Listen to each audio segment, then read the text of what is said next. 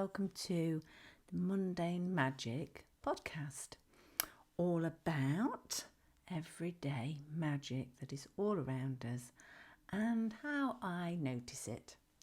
So I've been a little bit out of sorts recently, and having moved house and everything like that, and starting to get tired of lumping boxes around, emptying boxes, putting things in cupboards, that sort of thing. And I needed to get back to my creative practice and back to my business as well, to keep things moving and create all the nice things that I like to create and share. And I was really struggling.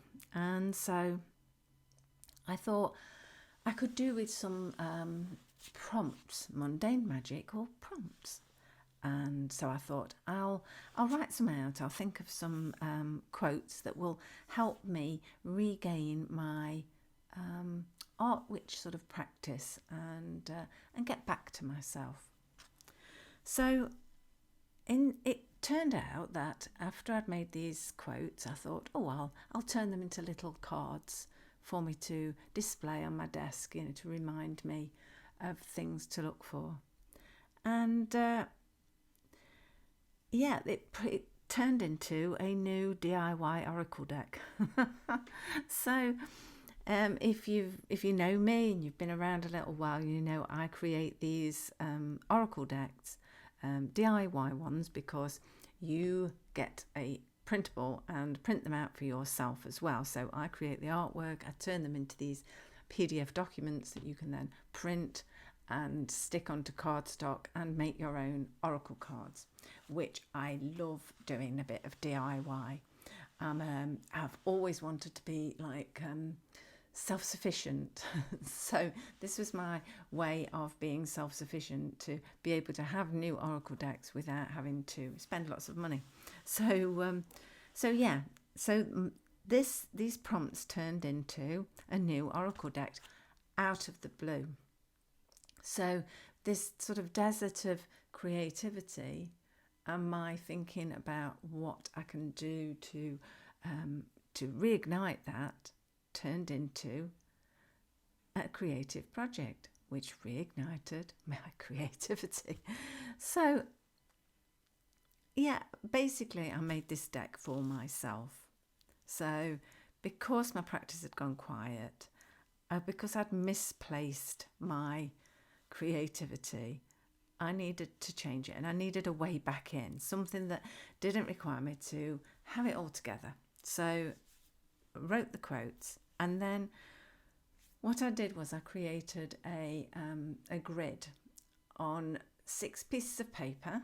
So I like the number 6 A4 pieces of paper, 6 squares on each one, all the same size, and drew them in pencil. And then I sat with the quotes and my watercolour set, and I basically just bludged the paint onto this paper. I used watercolour paper for them as well. And to each little square for each prompt. So I didn't try and think too deep about it. I just went with whatever shapes or colours felt right for me.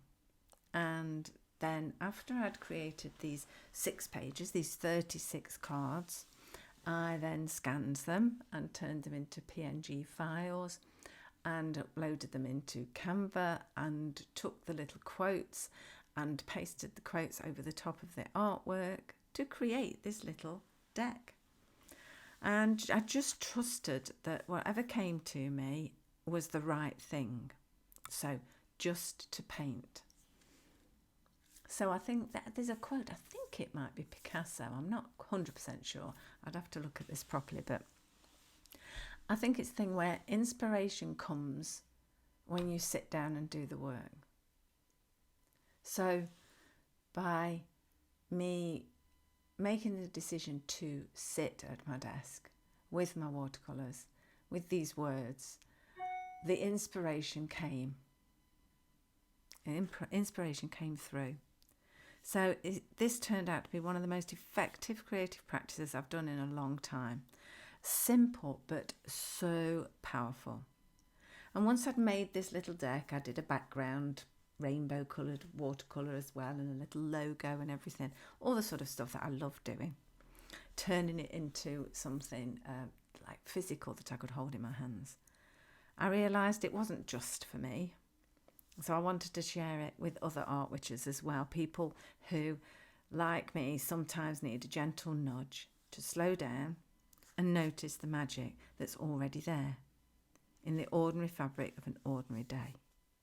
So that's what the little deck is for. And I wanted to talk about how and why I made it. So there's 6 threads in the deck. So all of the 6 different pieces of paper had 6 different threads.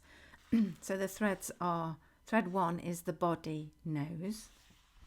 And these cards speak to the intelligence of the body, the quiet wisdom that lives in your hands, your breath, your tiredness, your hunger. Magic is not separate from your physical life. It moves through it. So some of the cards in that are, rest is not the absence of magic. It is how magic replenishes itself. And also, you are already made of the right things. Then thread 2 is the home as a sacred space. So home is not just where you live. It is a living entity with its own character, its own silences, its own energy. And these cards invite you to meet your home as the sacred space it already is, not by decorating it differently, but by paying a different kind of attention. So some of the cards in that are, light a candle for no reason except that it is beautiful. Sweeping a floor is an act of intention if you let it be. So thread 3 is the outer world. Magic does not stop at your front door. The world outside, the weeds, the weather, the season shifting under a grey sky is doing its work regardless of whether you are watching. And these cards are an invitation to look up and notice. So a couple of the cards in this is, rain does not apologise for arriving uninvited. And the weed in the pavement crack has something to teach you about perseverance. The thread 4 is making and creating. The act of making is inherently magical, not because it is mystical or elevated, but because it requires you to be present and to translate an inner state into a material form and to trust the process even when it looks like a mess. So these cards are for the maker in me. A couple of the cards from that are, you don't have to explain what you are making or why. And making a mess is part of the spell, which I love that one. So thread 5 is time and transition. So we're always between things, between seasons, between versions of ourselves, between the life we are leaving and the one we are growing into. These cards sit with you in the in-between and ask you to find the magic there rather than in spite of it. So this is quite a powerful one for me because I am in a transition. So the in-between is not a waiting room, it is a room. That's a really good one for me, that one. And also, you have survived every difficult season so far. Your record stands. So then the last thread, the last 6 cards are the self as practitioner. And this is coming back to the witch in me, the art witch in me. You do not need a particular look, a particular lineage, or a particular level of knowledge to be a witch. You only need a willingness to pay attention and to show up. These cards are for the moments when you forget that. So a couple of the cards from this is, curiosity is the oldest form of devotion. And the practice that suits you is the right one, however strange it looks. So, a final word in my little guidebook I will read to you is, magic is not something you achieve. It is something you practice. Imperfectly, inconsistently, in the gaps between everything else.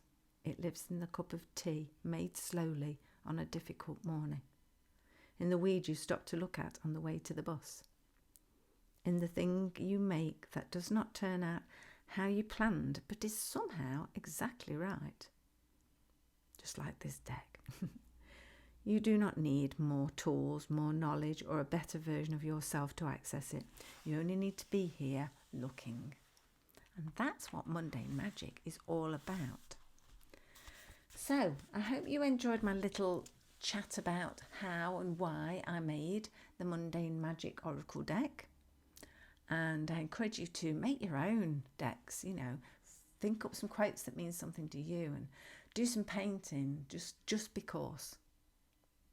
Or if you want a copy of the deck, it is available to download as part of one of my memberships or as a standalone product in my shop on the website, which is www.sarajaneartmagic.com. And over there you will see all the fun and shenanigans we get up to if you want to join the Art Witch community. So I'll say bye for now, and I'll see you again soon. I'm going to have a little bit of a rest because I have been feeling a little bit burnt out. I'm going to enjoy my little deck and enjoy a little sketchbook and enjoy just sitting and having a cup of tea.